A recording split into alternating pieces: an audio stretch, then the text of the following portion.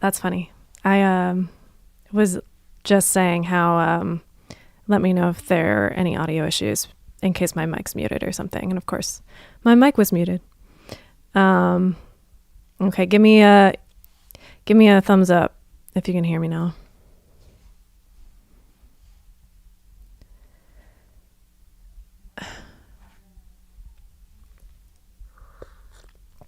Already getting into the politics. Love it. 'Tis the season.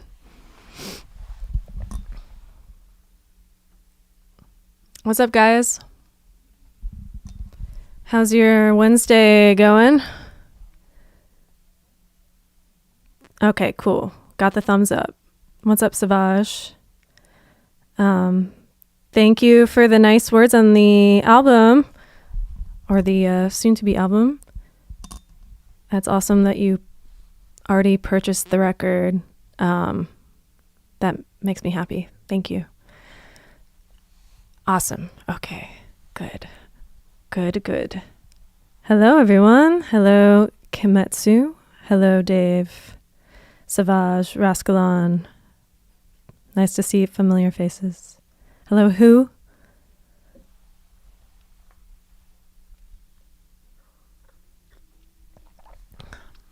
So what's going on? I was just trying to scramble to get some BTS stuff together. Unfortunately, I couldn't get my BTS video together. But I have so much stuff in the back of my folders of just like videos that I haven't used from the music video shoots and everything. So at some point I'll show it to you guys, but I at least have some photos and stuff I can show. And I don't know, I'm thinking about maybe doing a leak or two of some tracks from the record, but I'll have to feel it out as the night goes. Maybe if you encourage me enough.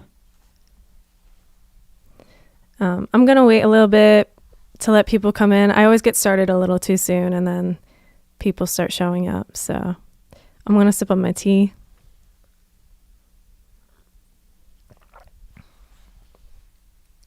And yeah, so I'm assuming all of you are aware that I announced my record. As you can see by the title of this video. I announced my record last week. It's called This Infinite. And everything's just happening really fast. It's like bullet train, no stop. It's just been like so much mental preparation. And it just always felt like it was years away until it just like hit me this week that I'm announcing it. So it's cool to be in this position now where it's like finally almost out into the universe, slowly but surely. It feels kind of weird. It's like I'm sitting with these tracks for so long, in a very intimate, quiet, vulnerable space, and then all of a sudden I'm like releasing that very intimate moment out to the people. So feels like blindly jumping off a cliff slightly, but it's a good thing. And it's been very nice to hear like just kind words about at least the single that came out last week. Because my sound is going in a little bit of a different direction for this. Not that I've like necessarily solidified any sound. I feel like I'm a fairly genre fluid artist, but like I think this album especially is definitely going into like a new territory that people might have not expected of me. So it's always like, you know, I just don't know what to expect half the time. So it's really nice to hear nice things. Hello Xbonit. Thanks for joining. Oh, the bumper stickers. They're not really bumper stickers. They're just stickers. So maybe you'll need to see it at scale. They're smaller than bumper stickers, but They should be available for sale, and maybe Chris Burden can fill you in. If there's like a link on the website, they should be available. If they're not, I'll get them up.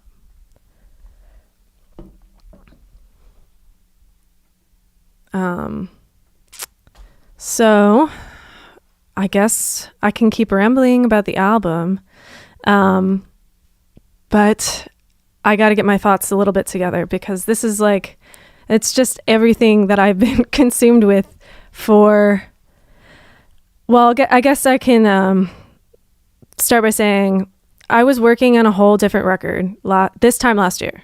This time last year, I had a completely different vision in mind. So I think at a certain point,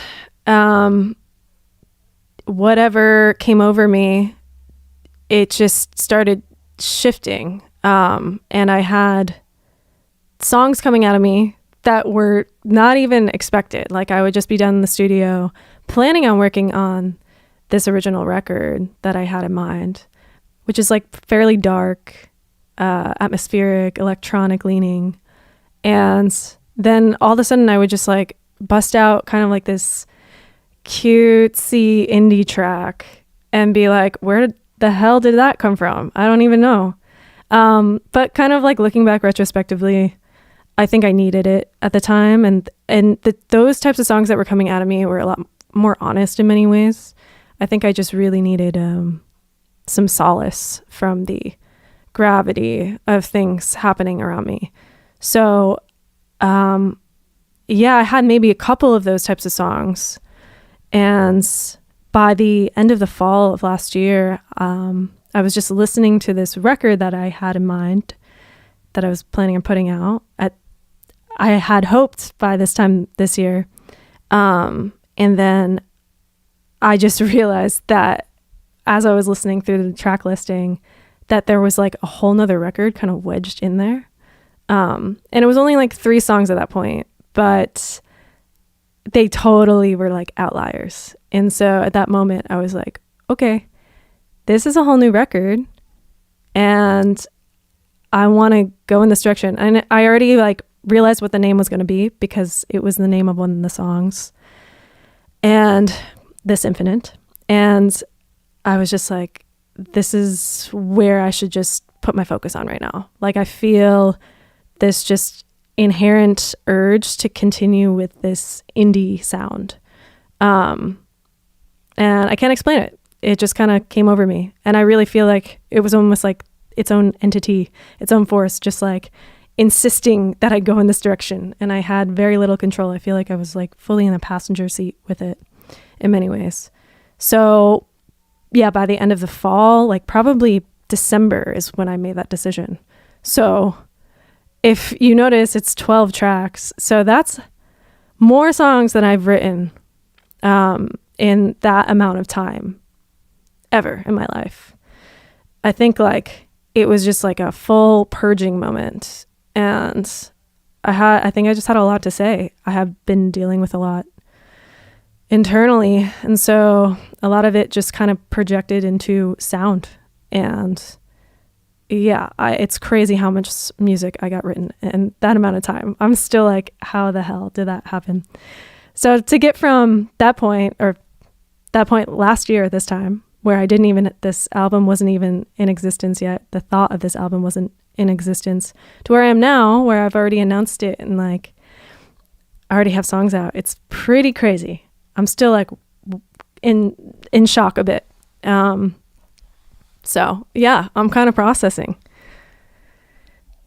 The color grading on the album cover reminds me of my last heroic dose of LSD years ago. Oh, Chris might have something to say about that. So the album cover, it's still kind of early. I feel like I'm going to probably end up repeating myself a couple times. I'm sorry if I do.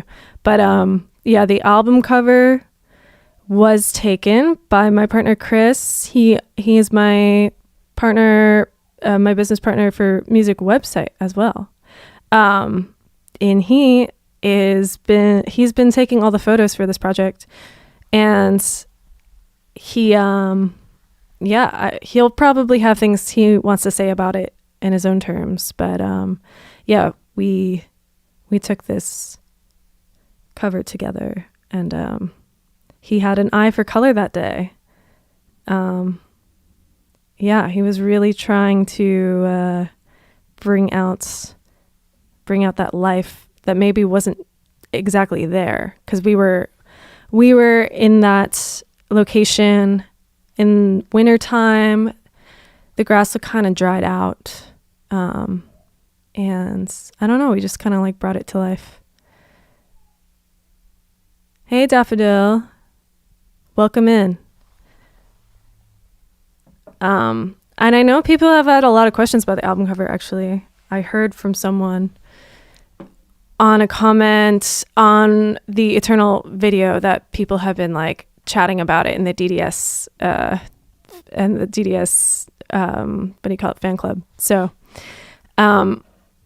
yeah, if you have any specific questions about it, I'll be sure to answer. It was a very long process in the making, actually, because I don't think we had a full vision in mind when we went out to shoot the album cover. I had no full vision of it even having like the windmill imagery or anything. So it is pretty cool to like have it all come together, and like I just feel like the symbolism of the windmills really ties into the themes of this upcoming record. And you know, there's just like this aspect of like looking towards the future, this optimism amidst sort of this barren wasteland dystopia. So I feel like the album cover really, really captures just sort of the essence of the themes in the record. And that's the short and sweet way of putting it. I could probably go on for hours about like the messaging within the record, but yeah, that's the short and sweet way of putting it. And yeah, so I announced the record last week along with a single announcement, or I released a single called Eternal. And that song's going to be the first track on the record, the opening song. And I put it out with a music video. I think I want to show it. I want to play the music video again, do like a little listening watch party here. Maybe I can explain some of the messaging in the music video as well. But yeah, feel free to ask questions while I wait for some more people to come. But the official dates of the album release is going to be October 4th. And then I also have an album release show that will be October 17th. And that's going to be at Elsewhere Zone 1. I have the flyer here.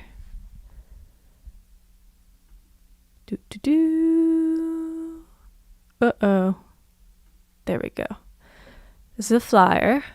Elsewhere Zone 1. So that'll be my album release show. And I'm planning on getting a actual band together for this one. I have not started working on this, but that is my ultimate plan. It might not be like full band, but I'm really hoping to get a drummer and maybe another guitar player or something in the mix. And who knows what else will. So have been talking to one of the potential openers for the show. So hopefully that works out and we can announce that soon.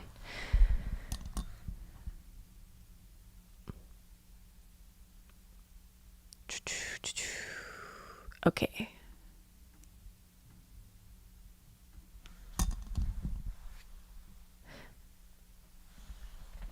Yeah, I can talk more about the album cover.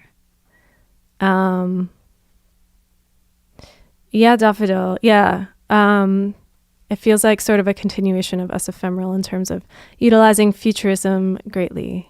Yeah. You know, I think a lot of these quote unquote decisions never felt like decisions at the time they were made. I think a lot of the entire album itself, and along with the imagery, I think it was really all based on like intuition. And so I think the decisions were made just when it felt right. And it wasn't really like I was ever consciously like, oh, I need to do this. I need to add guitar here, or I need to have this type of imagery. It was never like that. It's just, there was just a moment where something felt right. And that's kind of when I would just decide to lock it in. And so it's kind of my job now to almost like deconstruct my own intuitive processes, if that makes sense. So like looking back now, everything's sort of making sense. Like, just, I guess I can talk about the windmills. So like, that was one of the last days I was out in LA. Not LA, I was out in California by, I guess like kind of close to Coachella Valley, 29 Palms area. I was staying out in 29 Palms, and I made the decision with Chris in February to do a trip out there for a week. And pretty much our goal was to shoot the album cover. And we didn't really have a specific idea in mind. It was just kind of like, I like the imagery of that area. I've been out to Joshua Tree many times, or not many times, but I've been out there before. And I wanted there to be a vastness about it. The album's called This Infinite. So I wanted there to be this infinite vast landscape. That was sort of the vague intention, was just to at least have that at my disposal to then take photos within that landscape. And so there was this one spot that I found just through like a trail app. And we spent a bunch of days over in this one location, bunch of windmills, not too far. Like, let's just drive out there and see if we can try to get some other shots out there. And so we drove out to the windmills and just kind of like, it was just kind of playfully messing around by the windmills. We already thought we had the album cover, so it was like kind of just like low stakes, taking photos. And then it was after we got back to New York and we were looking through the photos, and it was probably even months later that we realized that the album cover photo was actually this one, and not the other one we had in mind. And at some point I'll bust that out and show you the original, but I think I might still want to use that for something that might go along with the record. But yeah, so I don't want to give it away just yet, because it is a special photo to me still. But yeah, we just realized something clicked later on, that this was the shot. And I think, like I said, it's just, there's something that feels so fitting with the themes of the songs on this record. And a lot of it is like this hopeful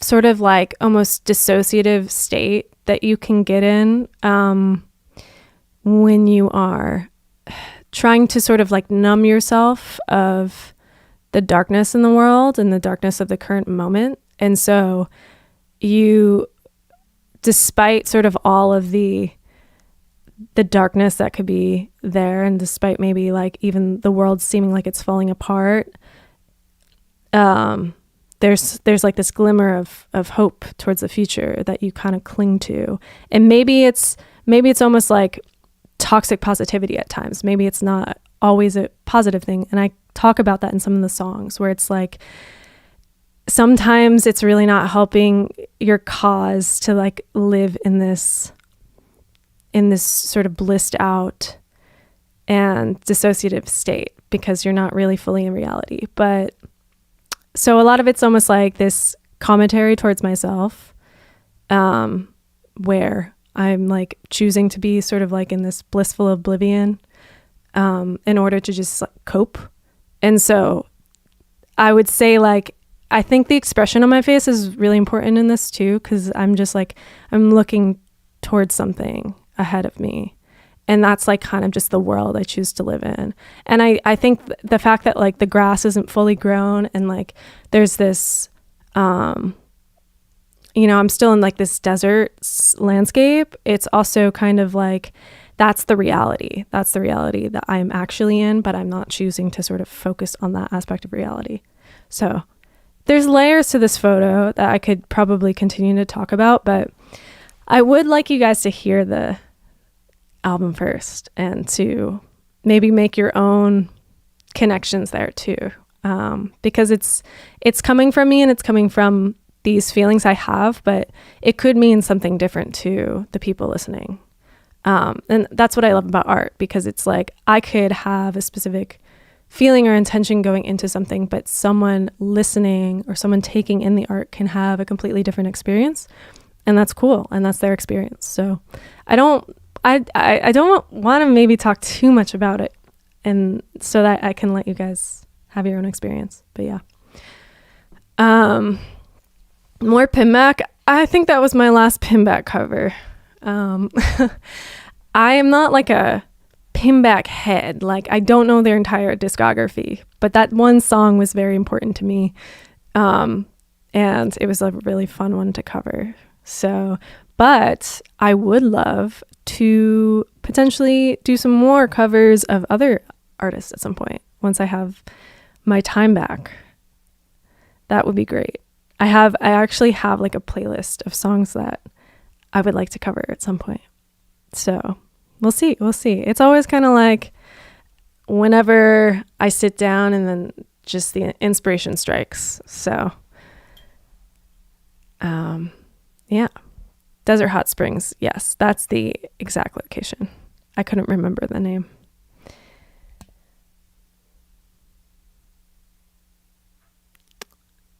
This is the vibe you get when you put Realize on repeat. Oh, tapeworms. Oh, cool. Yeah. Tapeworms are homies, and they are on my label. That's awesome that they put you onto it. Yeah. Okay. Well, what more can I talk about? There's so much to talk about. I'm afraid to like say too much. But I know people have had questions about stuff. So please, if you have anything you want to ask about the record or like about the song I just put out, let me know. It's nice to have prompts to answer, because otherwise, I could be in this endless abyss of possibility of the things I could talk about. Let's hear some what? Off the record? Yeah, I gotta wait on that. I do want to maybe leak a couple things, but the night is young, and I'm not gonna leak a full song. That's one thing I'm not gonna do.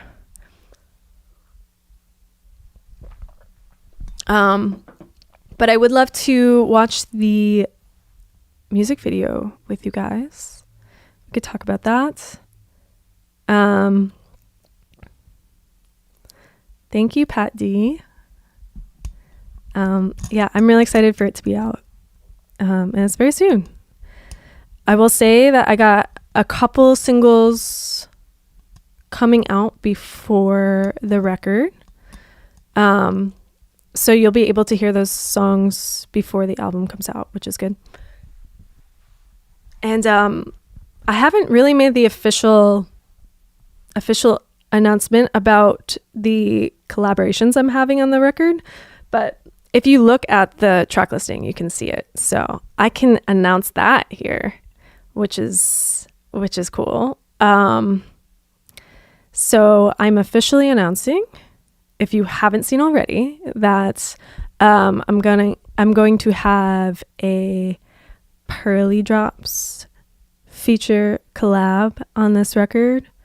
Very excited about that one. They've been homies for a while. And yeah, I mean, their music's just super inspiring to me. And I reached out to them. I had some ideas. We had been talking about collabing for a while. So yeah, I reached out to them probably like early spring and had an idea, and then they came back to me with another idea, and then we started working on something together. So I'm super psyched for that. And then I also have another song that will be on the record that was co-produced with Jack Tatum of Wild Nothing. So I don't know if you guys know these names or not, but very exciting for me. Wild Nothing was actually like a band I listened to back in high school. And then just by like going to college and meeting friends in the scene, down in Virginia, where he also was, he is part of the same scene. I eventually got to know him a bit, and then I did sound for him at one point, and so we kind of like became acquaintances.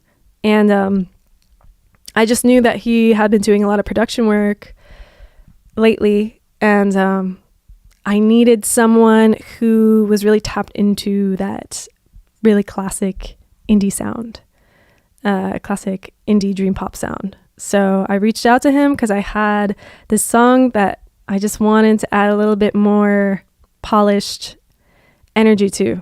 And so yeah, I'm going to have another track on the record out with him. So some really cool collabs that I'm really excited about, and I feel like it really contextualizes the album, just kind of going back to my indie roots and all the way to now, and my influences now in the more like electronic indie space.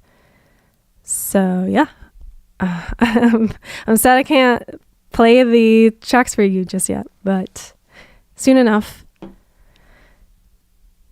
So that's, I guess that'll answer your question, Daffodil. Those are the two collabs. And is this the quote-unquote cybergaze album? And will a hipster like myself be able to buy it on Bandcamp? Well, yes. In fact, you could do that now. I mean, you can't buy the digital version fully yet, but there are some songs that are already out on Bandcamp, so you can buy and stream those.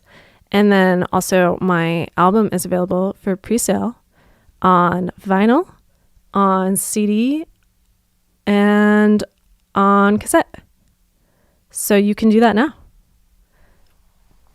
for a hipster like yourself. What do I think about the Vada Vada scene? I don't know what that is. Please let me know. I've never heard of that in my life. Oh, you're going to see Wild Nothing. Oh, hey, Heaven Sample. Yeah, I might be going to the same one. Is that are you going to the one in Philly or New York? Because I'll probably be there too.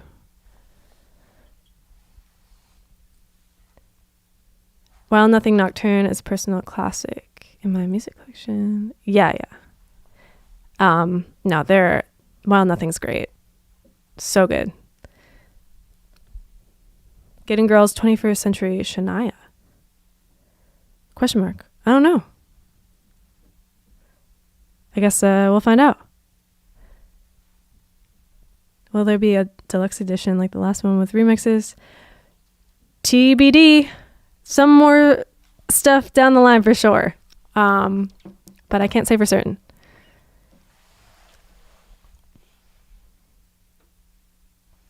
Cowgirl, Clue, Puzzle, Enjoy the Garden. That's what the Vada Vada scene is?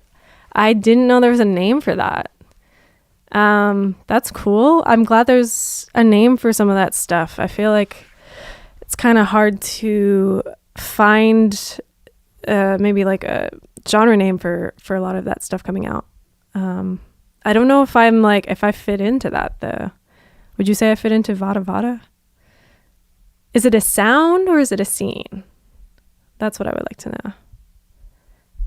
But yes, I know of all those artists. I mean, the thing is, Puzzle and Joy and The Garden are all kind of the same. Those are all the same people. And then Cowgirl Clue also works with one of them on some productions and stuff. So yeah, it would make sense that they all kind of like sound the same because it's a lot of the same people. All right, well, should I play the music video? Who's seen it? Should I play it? I think I want to play it so I can like watch it and then maybe make some commentary. Let me know. Thumbs up in the chat if you want me to play the music video. And I'll give the 40-second lag a moment.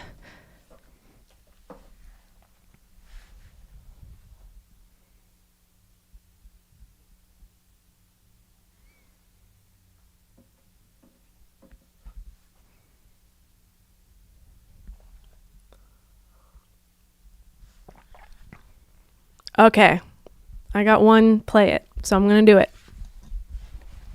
I'm going to mute my mic.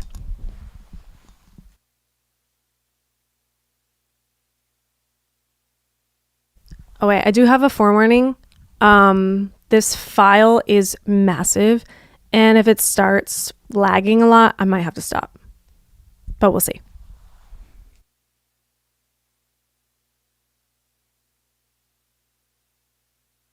And I should have said, this is Eternal, music video for Eternal, which I put out last week. Okay, I'm done.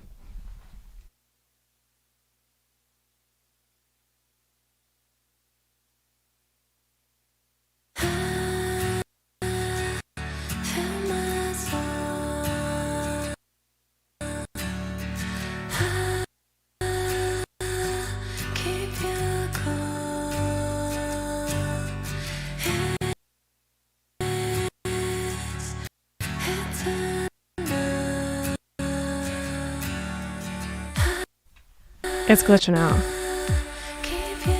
I don't know if I can do it. It can't handle the file size.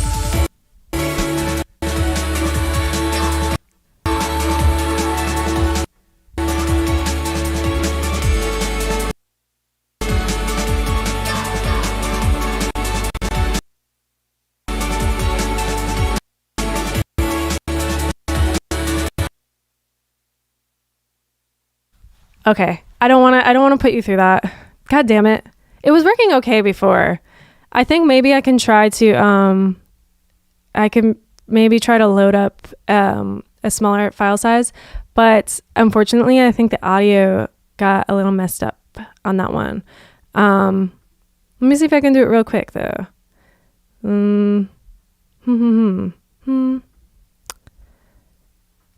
Let's see.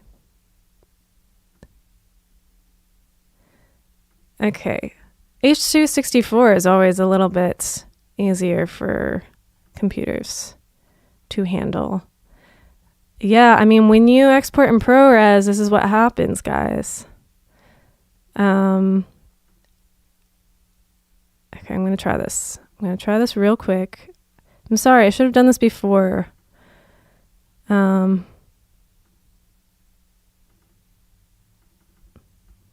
I don't know if it's going to let me.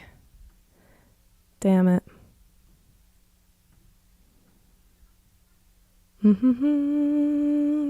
Talk amongst yourselves. Oh, okay. Let's not look at that. Okay.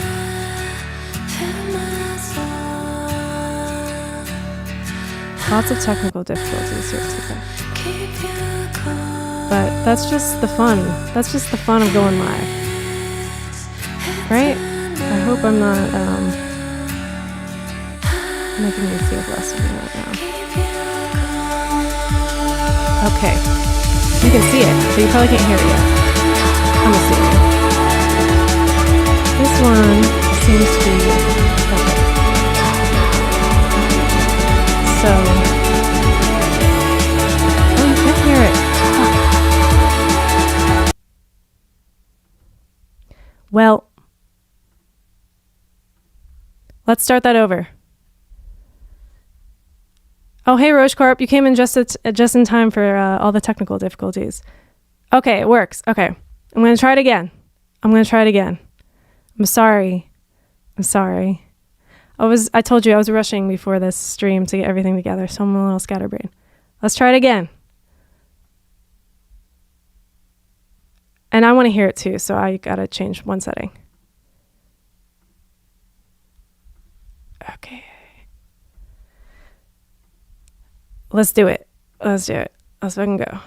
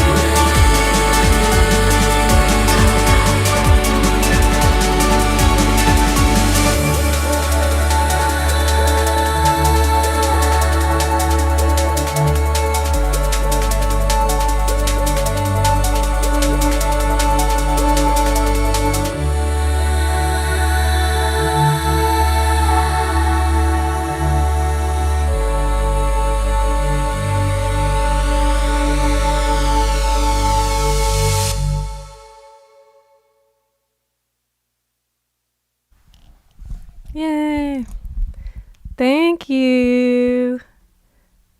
Thanks for all the nice words. Yeah. I like the commentary here. I feel like it's very fitting. Yeah, I like how you're listening to this during your power yoga classes and long runs. That's awesome.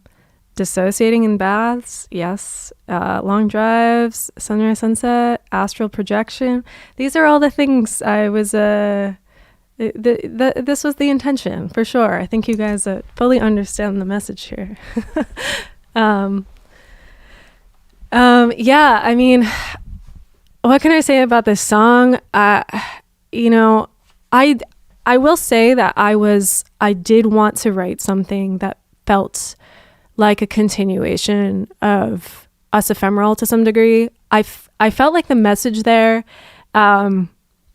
just needed to have another moment. I felt like I hadn't totally finished what I needed to say with maybe that sound or like just the messaging there. And so I felt at a certain point like I was almost done with the record, but I felt like I needed a song like this in there in the mix. And so I had been trying for like probably a couple months to make something and nothing was hitting. And then one day this song kind of like just spewed out of me. And yeah, I mean, it's kind of like what I was saying before, thematically. It's kind of similar to, or at least lyrically, it's kind of similar to Us Ephemeral in the sense where like in the verses, it's like kind of like this journal entry way of speaking, where I'm just kind of like introspectively observing the world around me and kind of like just talking about my observations really and my struggles to sort of fit in with this current reality. And so like the first verse in Eternal, it's me kind of just talking about the daily grind and just how I need to sort of struggle and not just me, but we. It's always kind of a we message. This human struggle of just needing to grind to just get just in order to get the daily or daily basic needs. So whether that's, you know, the sentimental things. So I talk about grinding for a sentimental life, and that's how it kind of feels all the time. It's like you have to just like struggle every day just to get sort of your basic needs met, like connection with friends, family, just the basic comforts, and that somehow feels like a struggle. And so I talk about that in the first verse. And I will say when I wrote this song, I was actually dealing with a lot of angsty feelings. And the song doesn't really sound angsty. So it's my way of sort of like self-soothing, in my way of sort of finding guidance through song and through lyrics. So I like to have sort of this juxtaposition with the verses and the choruses lyrically, which is what I did in Us Ephemeral too, where it's like I'm having this sort of like purging moment where I'm stating my grievances, and then the chorus is like a moment to transcend that experience and to find something deeper, something more spiritual, something to get you out of it. And so that's what the chorus is. It's just like a moment of relief and a moment of guidance. And so I try to treat it almost like a guided meditation in that sense. So the lyrics kind of feel, you know, it's like kind of repetitive and feels like it's guiding you into a better state of thinking and feeling. So it's like, it says, mellow your rage and feel the breathing air, cover your name to be all and everywhere. So it's just like, yeah, kind of like a spiritual mantra. So when you talk about astral projection or doing yoga with it, it definitely is fitting, I will say. Yeah, and then the second verse, it's more of just not so much my grievances with my day-to-day life, but more my grievances with like politics and worldly issues and the state of the planet. And yeah, someone quoted it. where I'm trying to remember the lyrics word for word, but yeah, captain's in a sunken ship delight. So I think that's pretty straightforward. It's just like we're seeing all these, like, the people that kind of have power over the planet sort of like laughing as they destroy it all. And so yeah, I wrote this in definitely a state of just like rage and grief, and then like needed to find a way out of it through song. So yeah, as you can see, like this isn't the only song that's going to have like this like pretty strong depth to it. These songs are pretty they're journal entries into a lot of these like pretty heavy feelings. So anyway, yeah, that's the gist of it on the lyrical side. But then the music video, for a while actually, once the song was written, one day Chris was watching the trailer to this cult documentary called Holy Hell. If any of you have seen it, it's an absolutely bizarre documentary about this insanely weird cult, but it's also shot so beautifully and artistically. And so he was playing the trailer, and he had the song playing underneath, and I just was like, I had like this aha moment, like we needed to make a music video that looked like this trailer. And I would say it definitely deviated pretty far from it towards the end. Like it just kind of took on its own thing, which is how things work typically. But it was definitely inspired by some of that imagery.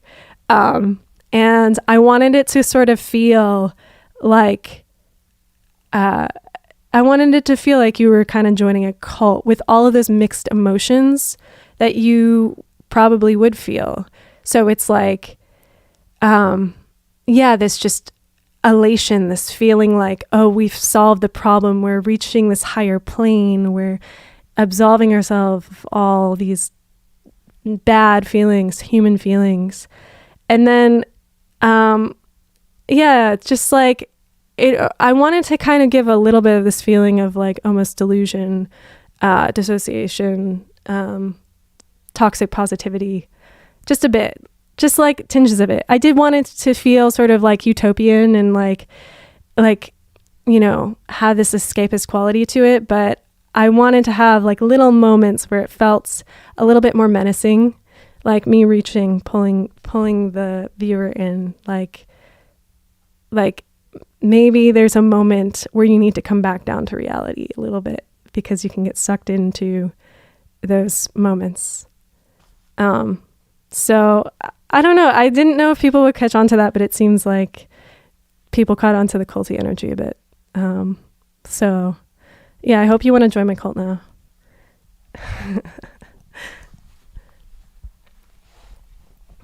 And let me see if I need to catch up to comments because I've been talking a lot. Oh, someone's watching a movie right now.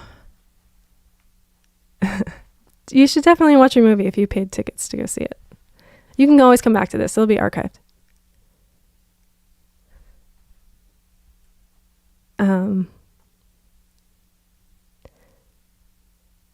Maslow's hierarchy of this infinite. Yes.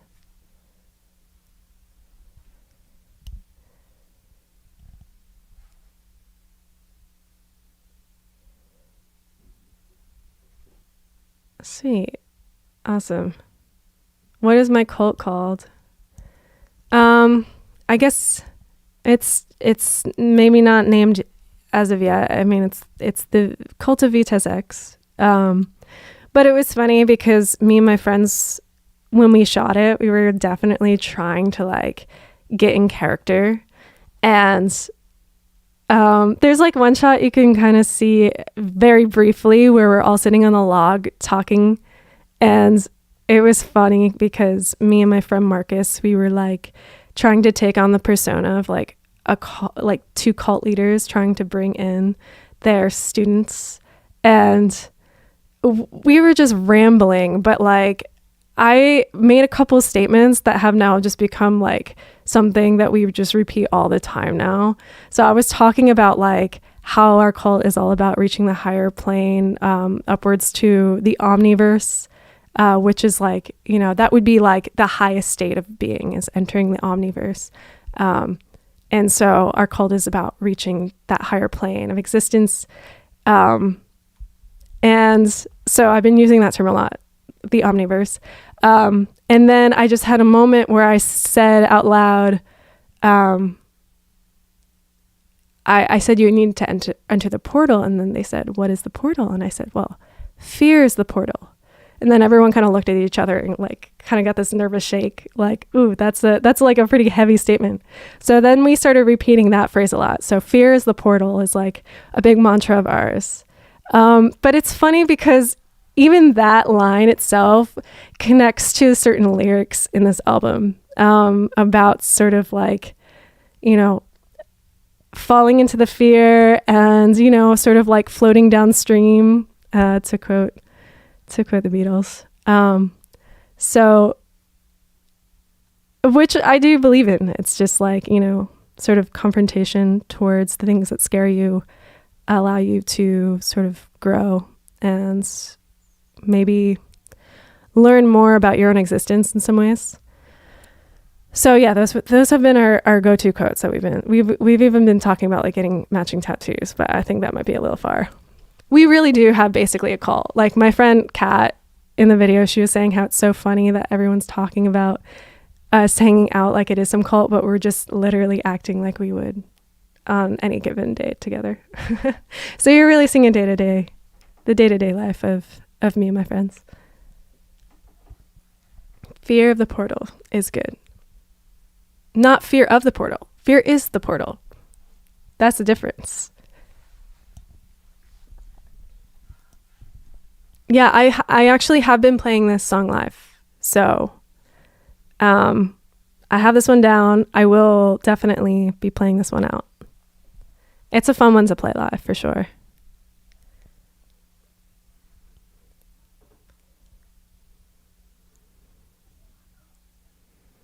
If the single is a standard for the album, you're both ready and not.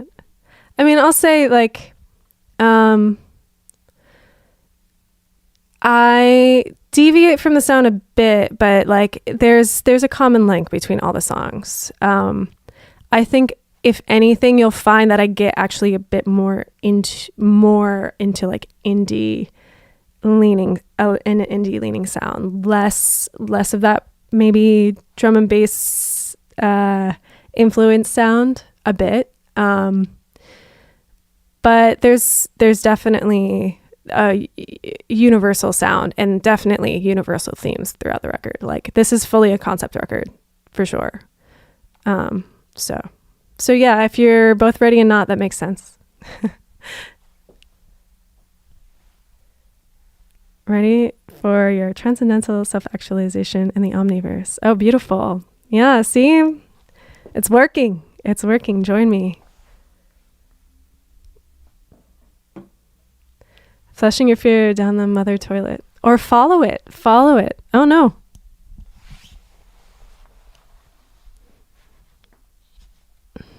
Okay.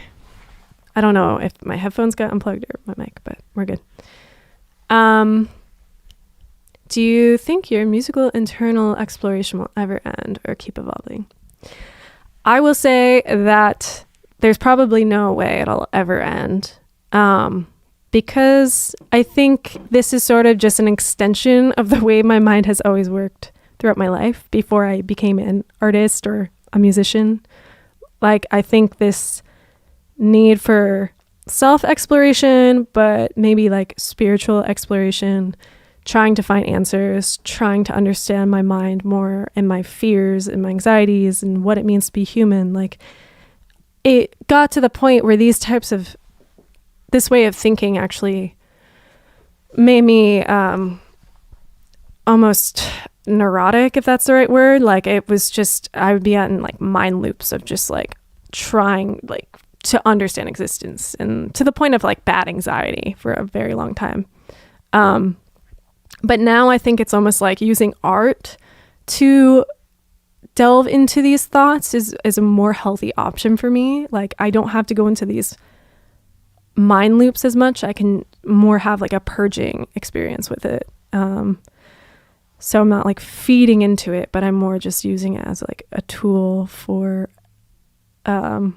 self-expression and connection. And it definitely seems like the healthier option than just constantly overthinking. So yeah, I don't think it's ever going to end, really. I think I will say on a sonic level, I know there was just something within me that needed to try to delve more into like the indie rock sound as much as I could. And I think a big part of that is like, that's the world I came from originally. When I first started making music, I played guitar and I toured in bands, and I had never really gotten into dance music at that point. Or electronic, like here and there. But I was more of like an indie rock head. And so during that time, I didn't actually write a lot of music. I was just kind of playing guitars in these bands. And I don't think I ever got a chance to express myself in that way at that time. And so after all those years, I don't think I ever lost that within me. It just kind of like, it was almost like this repressed moment of creativity. And so through this record, I feel like there was almost like this younger version of myself, and all those creative thoughts and sounds wanted to finally come out. And that's why I keep talking about this album writing process as like a purging moment, because it does feel like repressed pieces of myself and repressed creative ideas just kind of purging out of me. Like my friend called it an exorcism. And I honestly feel like it kind of was. It felt very much like that. It just like, it was just flooding out of me. Because I was finally allowing that to happen. So I think some of the sounds you're hearing in this record are just from me in my early 20s. Like, it's not even the me now. And so I keep saying, like, I don't know if this sound is going to necessarily continue on. It might have just been like this one moment I needed. I already have this urge to like get back to like very heavy electronic sound again. So, but you never know. I don't know. I'm always surprised by where the path leads me. So I'm just kind of, like I said, I'm in the passenger seat most of the time. That's where I like to be. That's to me what art's about. I'm just the vessel and it's guiding me. So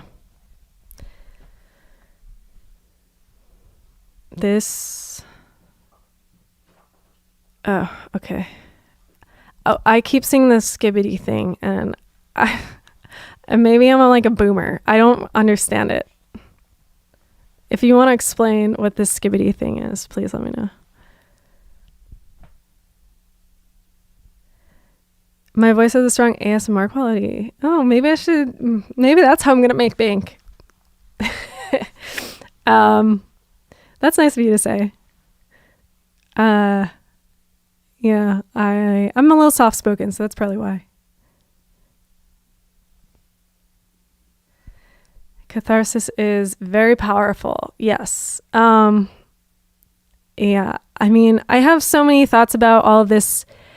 I wrote down like, it was probably like 3 pages on this Google Doc of just like my thoughts about this record and like sort of like my process going into it. But yeah, like it is just very much like this cathartic moment. And I actually I started this record, and I like wrote the title track to this record at this basically the same week that I started going to talk therapy, which I was just kind of like I had kind of like given up on the idea of doing that for most of my life. I tried it once and I was like, I hate this.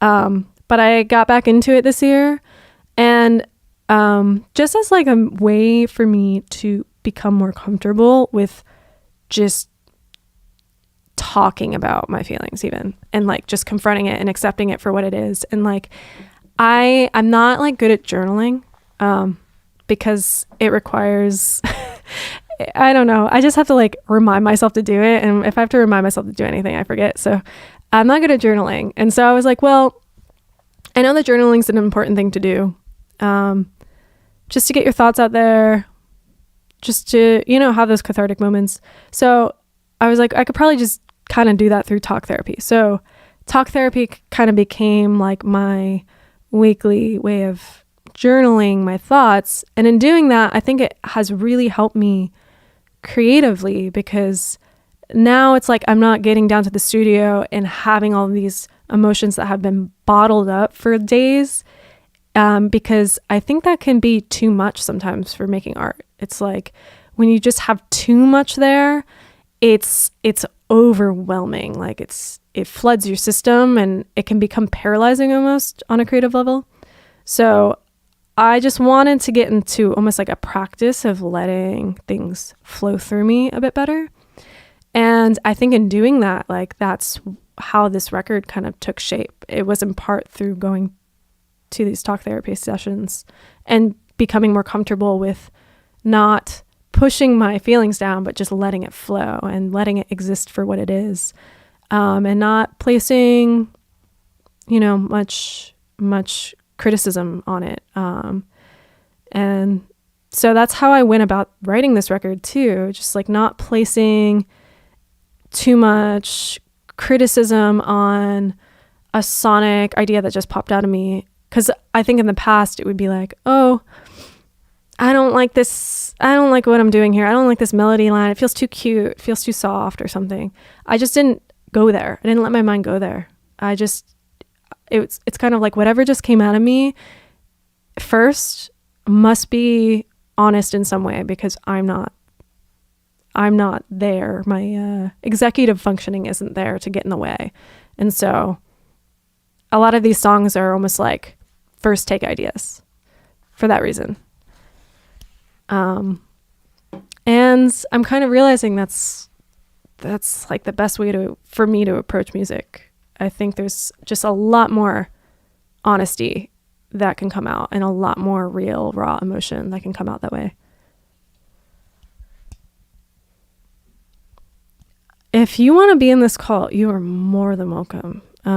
This cult is for anyone and everyone. So please join. Please join.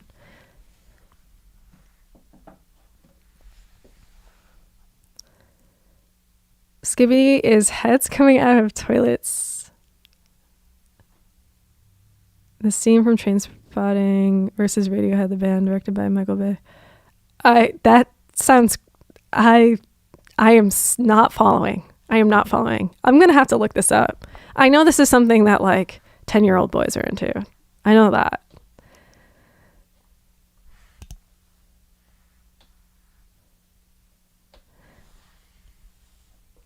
Fred, you're the one that made that comment, I'm pretty sure, on my YouTube video. I had to share it on Twitter because I love that comment so much. I felt like you just understood everything about what I was trying to convey.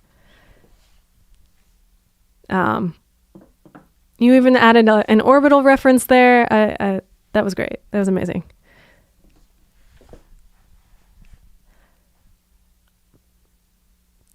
It started as a show made from Gary's Mod, which is, boomer. I don't know what any of this means. Okay, anyway, so yeah, I talked about the messaging of the record. As you can see, I could just go on and on. Like, I think I've never made art in this way before, where it's like something I needed. So sometimes it's almost hard for me to listen to my songs because it's like an emotional response for me. But yeah, I think I finally kind of tapped into what the point is of making art. Because I think in the past I was really going about it from like more of a producer mindset. Like I was just trying to hit these milestones with my production techniques and stuff. And that's still very important to me. And I want to place slightly more emphasis on that next time around for sure.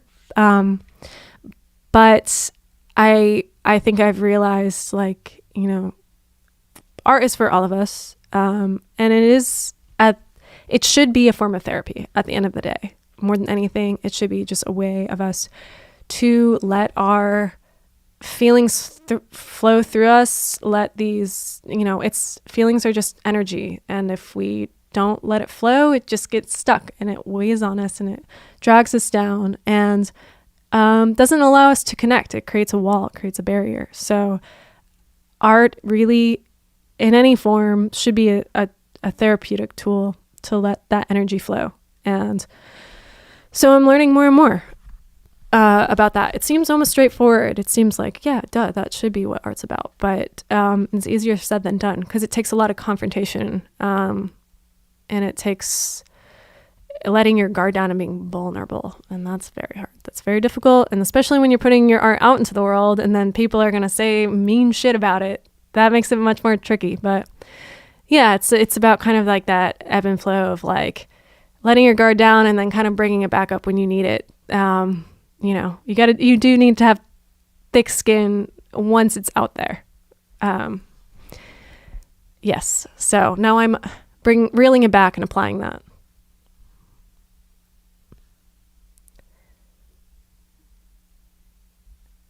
When I was in Austin with Picture Plane, I mentioned having come through a dark time and how music was very therapeutic and healing and how it sort of instinctively was flowing out of you. Yeah, that's pretty much kind of summarizing everything I've been saying. Yeah, it was very therapeutic for me. It's kind of interesting. Like I almost feel like now that the album's done, it's almost like, you know, when you have like a deep cry or something and then afterwards it's like, like you feel that relief. It almost feels like that with the record being out. It's interesting. I'm just like, this is my research project.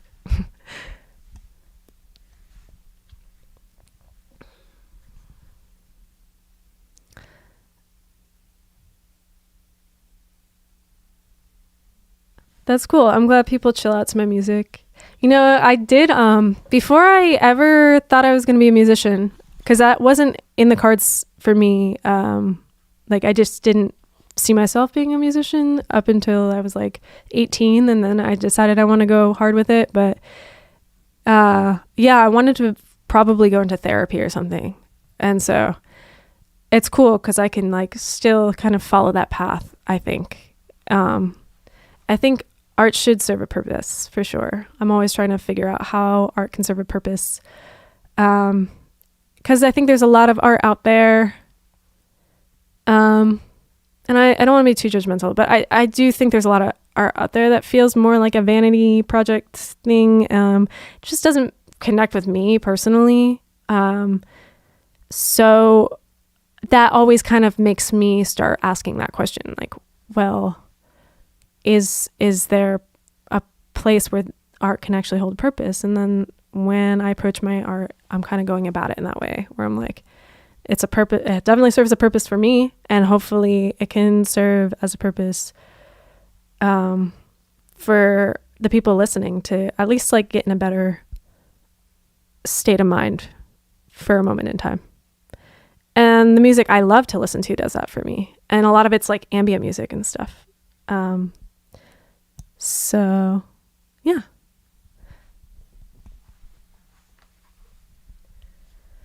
Will there be another single music video before the album release? Yes. So I am planning on putting out 2 more singles before the record is out. And I plan on having visuals with that in some way, shape, or form. I still have to work on it. So I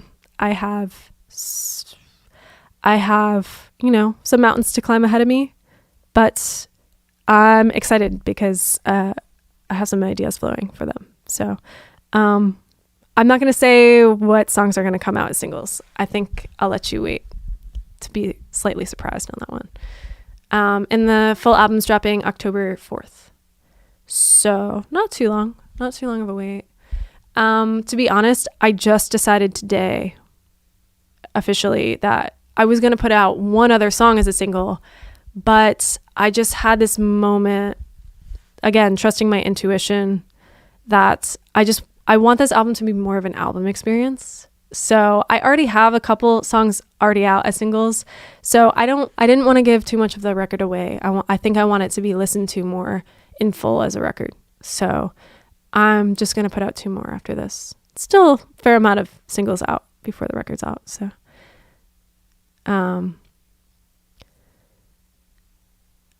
my summer jam, I don't know.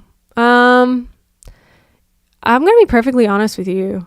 I have moments where I need a break from listening to anything. I don't know what it is for me. I just go through these waves where I just need a break. And I think maybe it's my producer mind, because when I listen to music, a lot of times it's hard for me to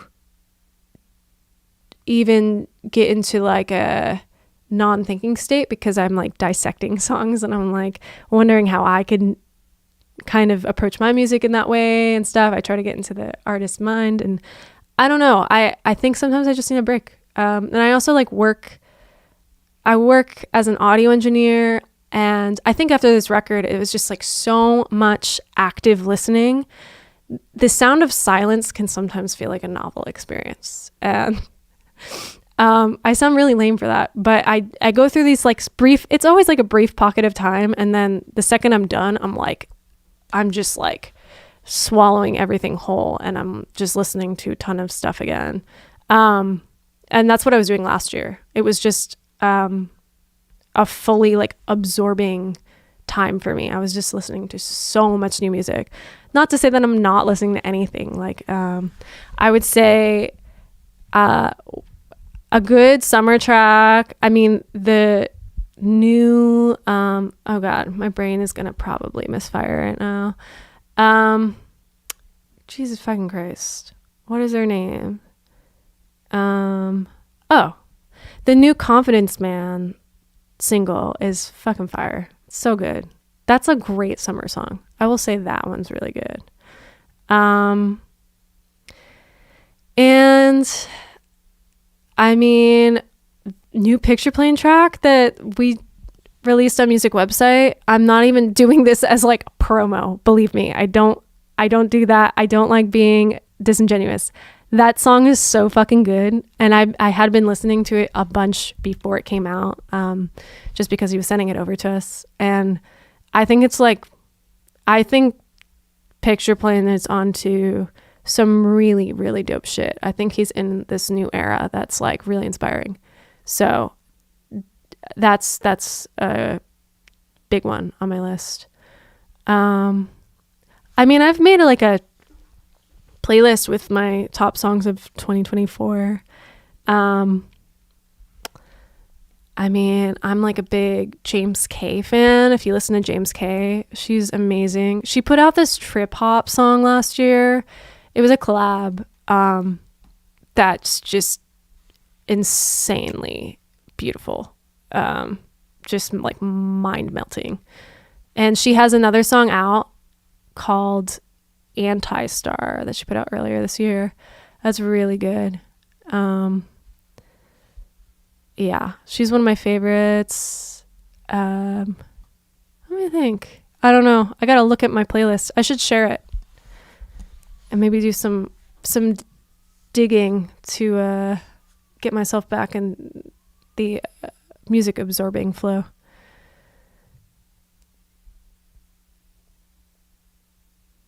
How many hours do I mix before giving my ears a break? I mean, I should be doing it like every couple hours, but I get tunnel vision, and then all of a sudden I'll look at the time and it'll be like 10 hours have passed by. It's bad.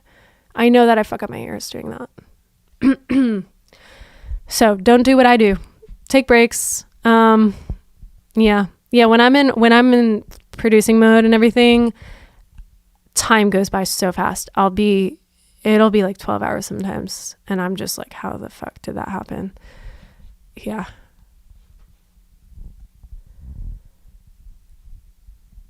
Yeah. I like what everyone's saying. You're making me feel better about not listening to music sometimes. It's also like living in New York. There's so much noise pollution. And I think that, just having a way of kind of escaping sound sometimes can be really healthy for me. And I think that's probably why I turn to ambient music a lot as well, because it's like that. It's just soothing to the ears. There's nothing there's no dynamic spikes that feel laborsome in any way. So yeah, it's either like I'll listen to silence during those times or listen to ambient music. And when I did live sound, it was so much worse because my ear fatigue was unreal. So I would listen to like white noise in my headphones a lot.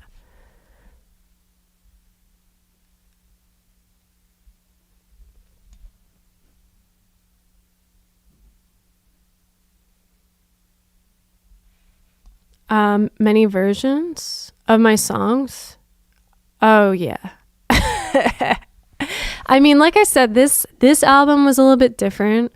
I think I really tried to approach the songwriting this time where like if I got started on an idea, I was just going to try to finish it then and there, and then kind of do the fine tuning throughout the week.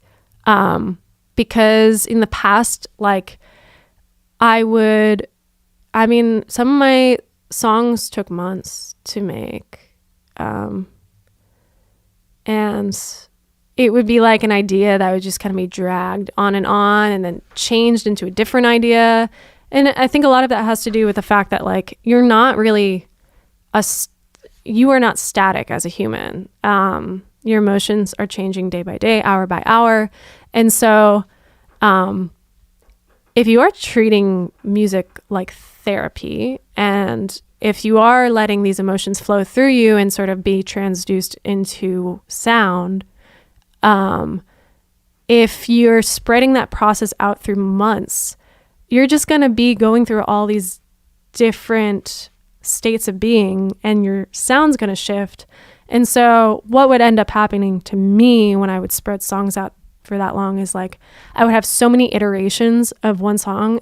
It would never even get done because it's like there's just too many different ideas. And so now I try to kind of like stick with one idea and just follow through, and generally get the bare bones of the song done within a day or two, because I'm in generally the same emotional state throughout that time. And then even if my emotions are shifting throughout the week, I can fine tune that idea in more of like a technical way. So yeah, it's been a very, very long learning process for me on like what works workflow wise, but this has been my favorite approach towards songwriting yet, for sure. Like it's definitely more of like enjoying the journey this way rather than just the outcome.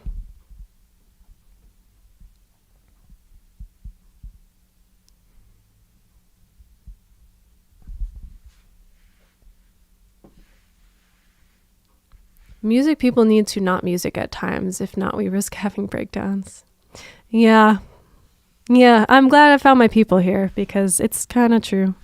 And sometimes when I think it's really, really hard for me personally, I'm sure people can relate, like when I'm just so busy working and doing non-creative things, I actually have a harder time listening to music because I have this like deep fear of getting inspired during those moments and not being able to act upon that inspiration. And because that's a really depressing feeling. I don't know if anyone can relate, but like when you're like walking to work and you get a long work day ahead of you, and then you get like this jolt of inspiration for a song and you just can't do anything about it. That sucks. That's a horrible feeling. One of the worst feelings.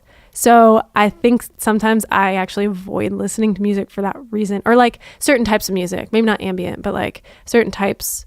Because I'm actually afraid of getting too inspired sometimes when I can't act upon it. It's kind of dark, but it's life. It's life. I'm lucky to have a job. So I'm not complaining too much.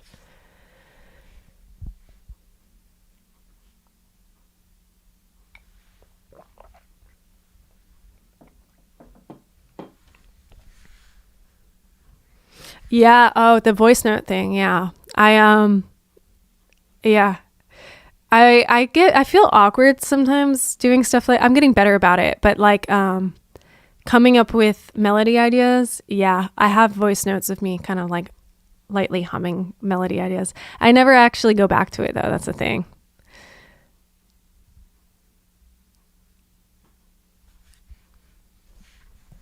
What else do I have here? I did have,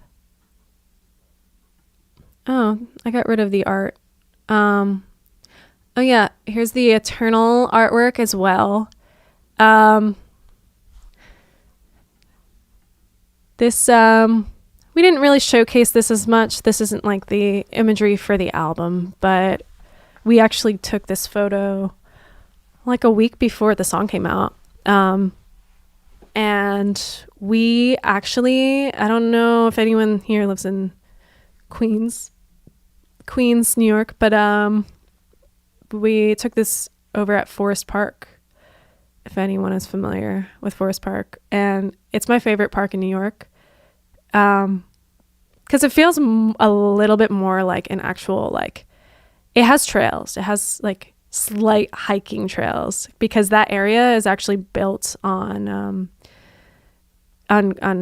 what used to be glaciers. So it's actually kind of hilly. And there's some cool trails in the trees. I mean, you can still hear like the traffic nearby, but yeah, we got there later in the day and then just found some secluded spots. I mean, there's people running and passing by and trying to take videos of me, but I'm getting used to that.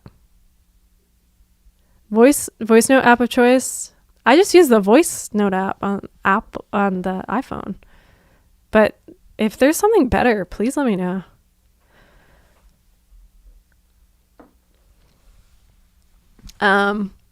Yeah, not much to say about this photo. Aside from that, I mean, you know, I think I just wanted it to be kind of an extension of the music video. That's what I was going for. Me looking towards the omniverse. When the weather balloon is actually a UFO. Exactly. I'm waiting to be taken away, whisked away.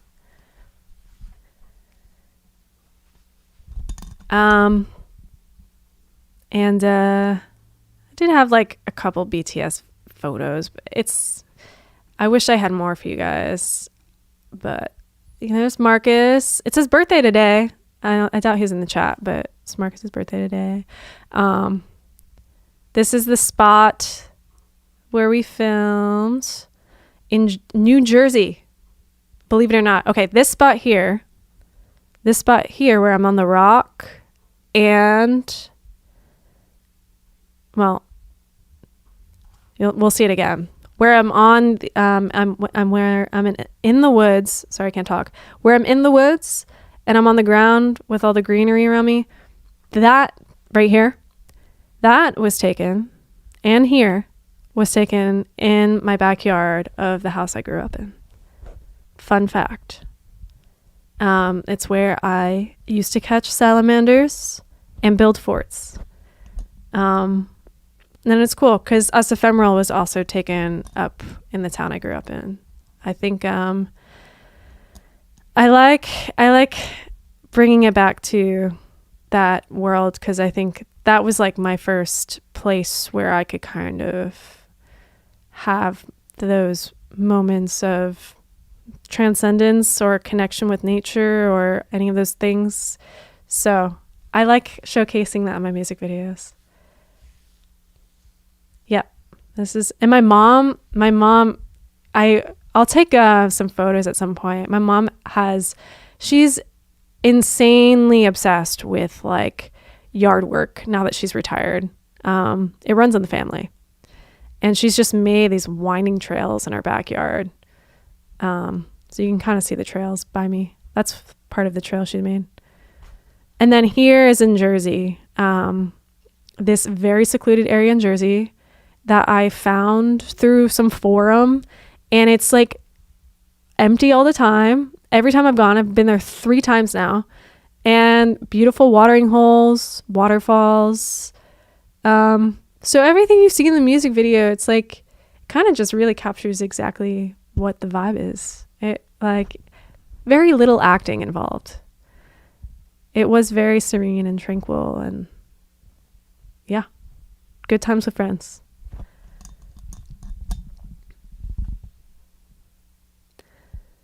Yeah, I think as I've gotten older, I've definitely realized how lucky I was to grow up where I did in upstate New York.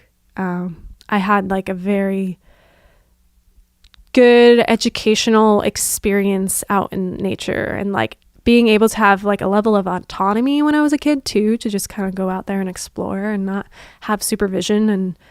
And the tick problem wasn't as bad, so I didn't have to worry about that. But yeah, just really getting lost in like my daydreaming and playing with rocks and stuff. Jersey has surprised me beyond belief this year. Yeah, growing up in upstate New York, Jersey's always like, ugh. No, it's all just Jersey Shore and then factory buildings, and nothing good happens in Jersey. Not true. There's some really beautiful spots.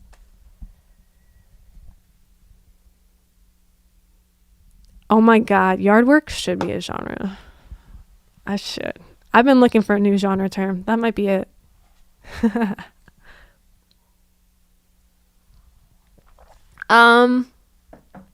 Damn.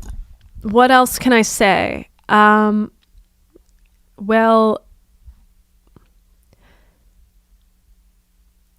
the problem about leaking, I've found out while I've been streaming, is that I probably can't archive if I leak anything.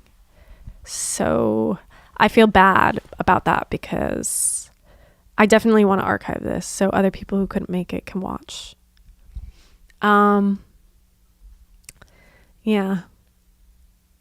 I feel like I teased you guys now. I mean, I don't know. I feel like I can just do like a second of something. That's not bad, right? If I just do like a second where it's almost like you just hear one note, that's not bad.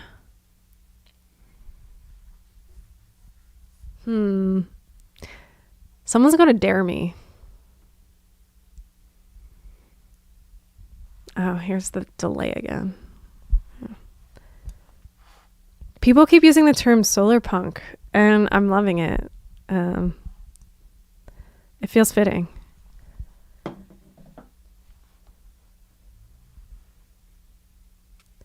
Okay.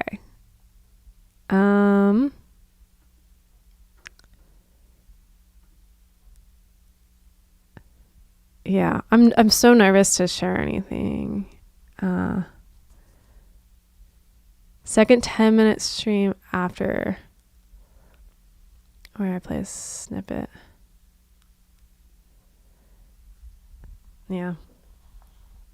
I don't know, guys.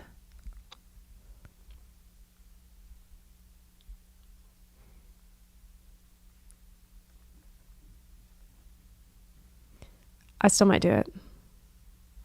I'm just asking. I'm just getting the okay.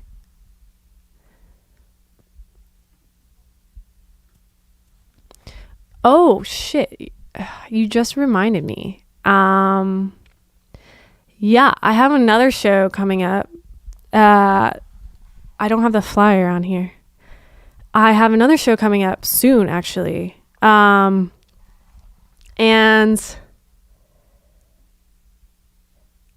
okay. I got the okay for something. But first, yes, I have a show coming up on August 7th. It is at Public Records, and it's with DDS. DDS is headlining Death's Dynamic Shroud, for those that aren't familiar. I feel like most of you are. And DVI just got added. It's gonna be sick. I'm like sickest bill ever. I'm so excited. All the homies.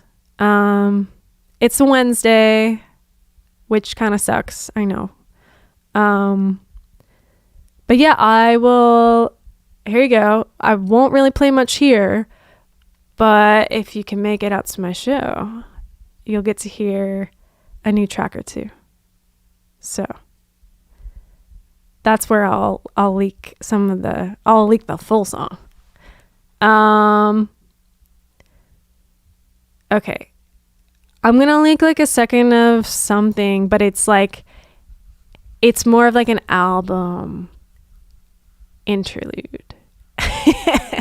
So I'm not giving away too much. I also kind of used it in one of my teaser clips the other day. That's why I'm playing it. Just for a second.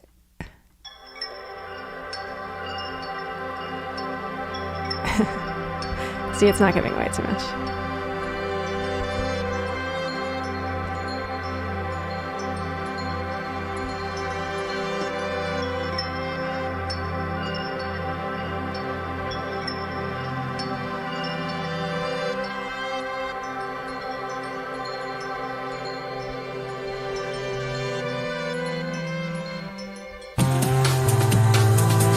And I'll wait for the drop.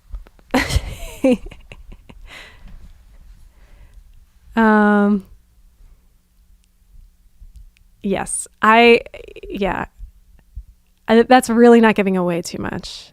That I will tell you, the rest of the album doesn't sound that level of ambient. But I have a moment. I will say that is a moment of sort of bringing it all back in the album. Yeah. You can sample that and put it as a loop for now. I do. I'm like so eager to share everything. I really am. I kind of wish this was the album release party, but it's not yet. But the anticipation's good. It's good.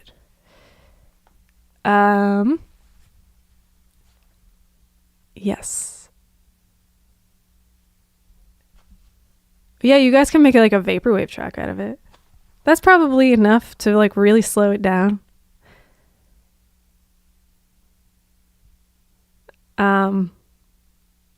Yeah, damn. I'm like so antsy to share other stuff, but I can't yet.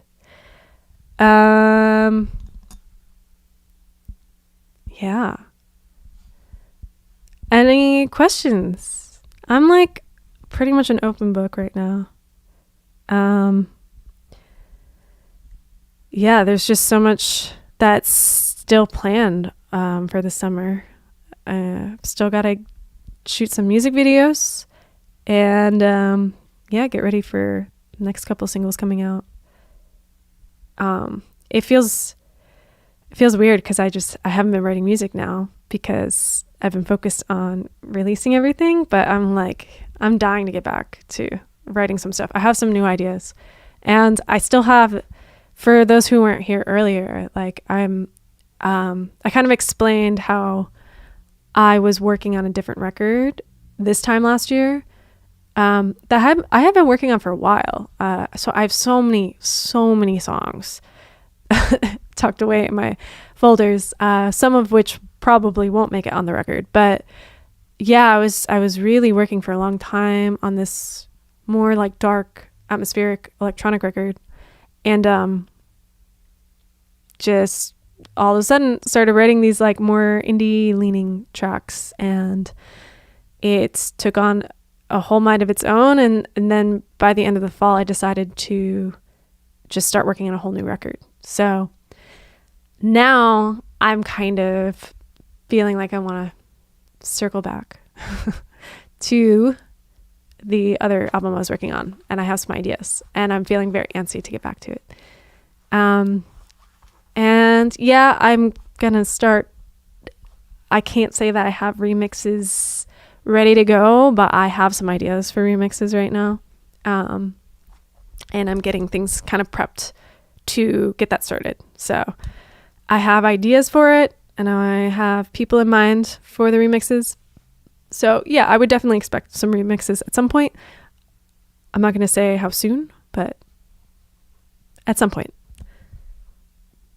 Any words for fans watching this archive in the future? I don't know. I wonder how long from now they're going to be watching it. If it's after my album, then I hope they like it.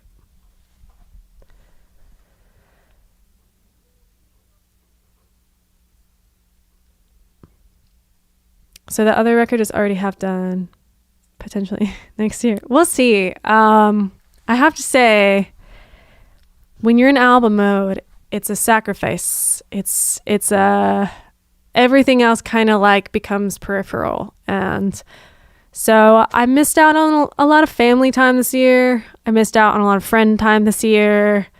I missed out on a lot of health time this year.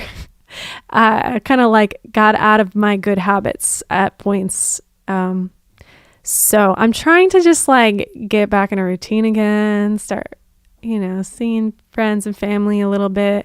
And then maybe I'll be more willing to get back into album mode. But yeah, it takes a lot. It takes a lot out of you. But we'll see. Yeah, it could be next year. Could be.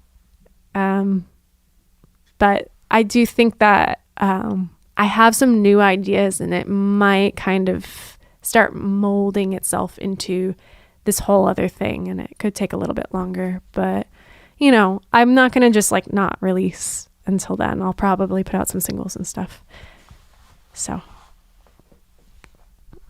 yeah, chill downtime would be nice. I forgot what that feels like.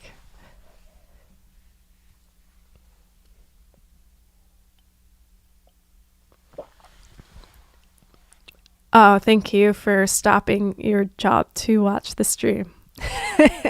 I'm a bad influence, I guess. But no, if no one's watching you and you get the job done, no harm, no foul.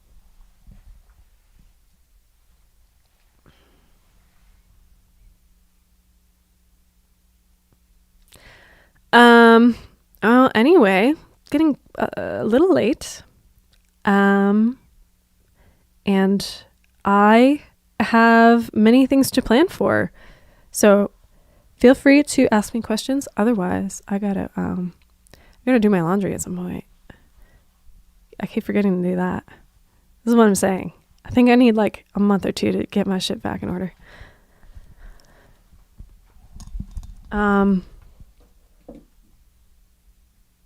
Oh. Okay.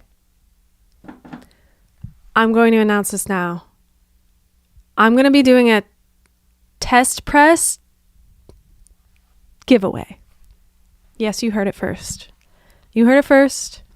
I'm going to do a test press giveaway of the record. So, if you would like to be in the running to receive a test pressing of this Infinite, I have to know how many first to do this right. Oz in the chat. How many test pressings am I giving away? Oz.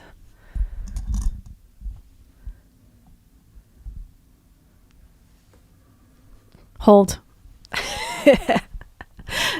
I'm really bad at this. I'm really bad at marketing. I'm really bad at selling myself over here. Oh, it's only one. Only one test press. Okay. Doing a test press giveaway. And and there will only be one winner. And to get into the running, I would like for you to pre-save the record and leave a comment under the Eternal music video. Maybe comment something about, wanting to join the cult. Something about the Omniverse, something about following the fear of the portal. Whenever you wish. But if you comment under the Eternal music video, you will be in the running for a test press of This Infinite. One test press only. And it could be yours. How'd I do? That was pretty bad. That was pretty sloppy. Well, Agnes, you're in the running.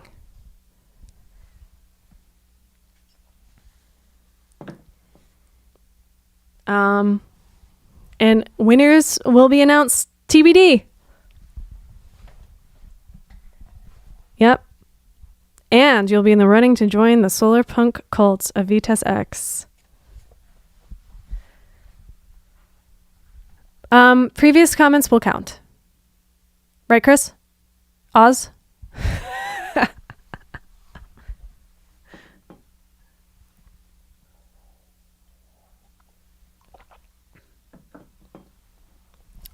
Or maybe we have to do it differently. I think we'll have to do any comments after or starting on Wednesday, July 24th. That might be how. So maybe you can make a second comment. You don't have to say much. Okay, he's saying yes. So I mean, I'll keep you guys. I'll remember. I'll remember you guys. But if you want to make another comment, maybe you'll get a double chance. Anyway. Oh yeah, I was gonna respond to this.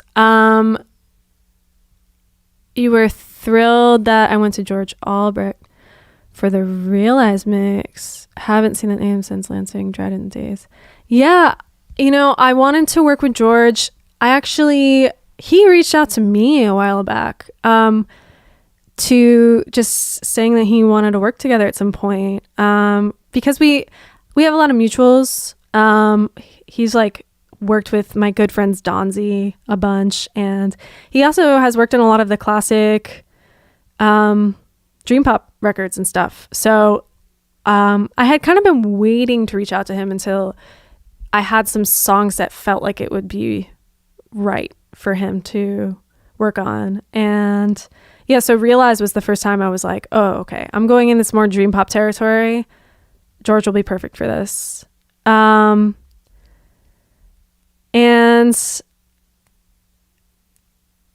Sorry, brain fart. I was reading and talking. So yeah, I reached out to him and he did an incredible job. He really had his own kind of style on it, which I liked. I really do treat the mixing engineers as a second musician in the band that is Vitesse X. That's kind of how I perceive it. I don't want to infringe on their process too much. I try to, trust their instinct as much as my own. So, yeah, he kind of put on a different spin onto it. He brought out certain parts that I hadn't thought to bring out myself. But it turned out great. And I have him on another track on the record as well. I guess you could probably see the credits if you look. So he's going to be also he mixed the track that I co-produced with Jack Tatum of Wild Nothing. So that's a good one too. I cannot wait for you guys to hear that one. And I can't give too much away. But yeah. And then the rest of the album was mixed by Abe Seaforth, who mixed my last record, and he's a good friend and just a brilliant mixing engineer. I trust him with my life. He's so good. He is awesome. He is definitely, it's gotten to the point where I think he kind of knows where I'm coming from really well, because he's kind of grown with me. he's seen me from when I really started this project. So I think he understands my instinct pretty well. That's why it'd be really hard to just jump and move over to someone else. I think he just gets it pretty immediately, which is awesome. Yeah. So thank you for, Vitesse X greater than Joe Biden. You know, I try my best. Not running for president though. You don't want that.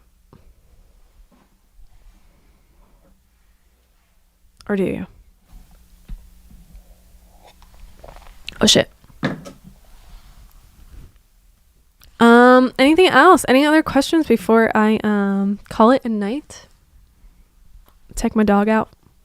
Oh, you know what? If you haven't done this yet, please join my Discord. It's fun in there. I just started it less than a week ago, and I'm kind of like using it a little bit as like a diary right now. So you can probably see the inner workings of my mind a little bit more.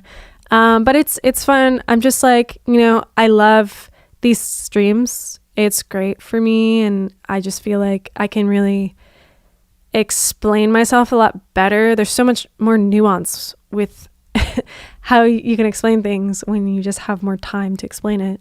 So I really like streaming, and I feel like that kind of carries over to the Discord because I just can like interact. I can answer questions, give you updates, obviously. And I share some like BTS stuff. It's like whenever you have a question, you can just ask it there and I'll answer it. It's different than the music website one. Yeah, I wanted to have something different because I don't want to spam the music website Discord with my own stuff. Music website is not Vitesse X. Music website is a plethora of other artists who are all awesome, and I want them to have a space to I want it to be a platform for all of them. So I have a separate thing now for me, and I have like a whole page devoted to photos of my dog. So, you know, it's just, you get the whole world. You get the whole world right there. I haven't like started a fan club yet. The thing is, I don't know. I mean, for now, I'm just going to do the Discord thing. And, you know, if people have requests for me to do like walkthroughs, breakdowns of my tracks, I might just go ahead and do that and let people in the Discord know. You know, maybe at some point I'll do like a Bandcamp fan club thing. But for now, I kind of I want there to be more of an ease of accessibility with all this stuff. And I don't want there to be like too much of a barrier to entry. So, the Discord's free to join. Maybe I can share it in the chat now if you give me a brief second. I have an app on my phone where when I open social media, it forces me to breathe. And then it gives me a quote that makes me feel guilty for using my app. And then I have to pick an allotted amount of time that I'm going to use it. And if I go over that time, it logs me out immediately or like closes out of the app. Okay. Lots of great like dead air on the stream today. I'm trying to embrace the silence more. Apparently it's like a form of power to have pauses, which I'm learning. Like if you just allow the pause to happen, it shows it's like a sign of power. But it was like guys at my job who were talking about that. And I was like, I don't know if that applies as well to women. Because I feel like if I have a pause in conversation, I'm not talking about it on stream, obviously. But I feel like if I pause, then I'm immediately going to get plowed over by some other person talking. But I'm at least attempting it here. Okay, fuck. I got sidetracked and I don't even know. Okay, I clicked on the wrong link. Okay, here's the Discord link. And I'm going to copy that. And then I'm going to enter the live chat. Okay, here it is. And tell me if it works or not.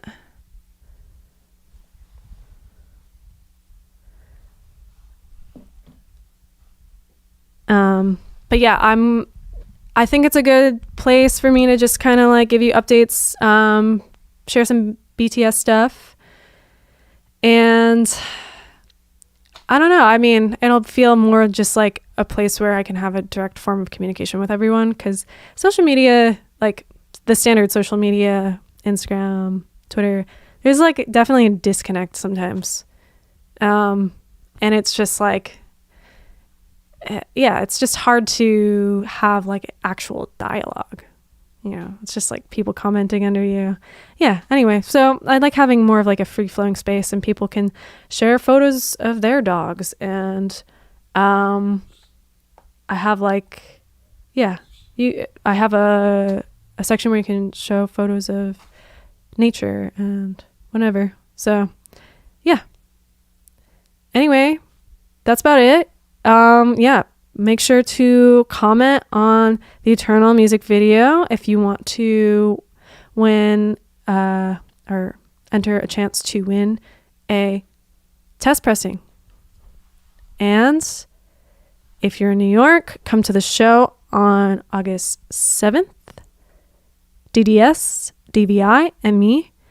And then come to my album release show on October 17th. See, I got it. I can remember dates. Yeah, that's about it. Thank you so much for joining and asking questions and letting me ramble like I do. And I promise that I'll have more to share in terms of like BTS. I have so much BTS. It's just I'm kind of like hesitant to share everything right now because I don't want to give too much away before the album's out. So, but I have a lot to share. And you know, at one point in time, those leaks will become songs that everyone can hear. Thank you. I am trying to be more of a business professional, as you can tell. All right. Now my dog's gotta go for a walk. So I'm going to go. But join me in the Discord. I'll probably continue the conversation there. All right. Have a good night, everyone. Thanks for joining.